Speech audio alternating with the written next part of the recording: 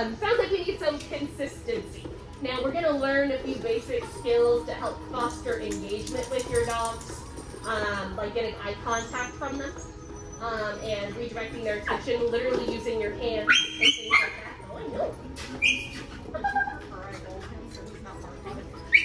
No, because if you pick him up while he's barking like this, you're going to be avoiding him from barking. Okay. Here's my buddy with the dog. Okay. Good, quiet. Here, get that treat. Get there. And then toward the end of our class, once we've kind of perfected all of these things, now you can go ahead and pick him up. Now that he's quiet. We'll talk about that in a second. We'll work on consistency.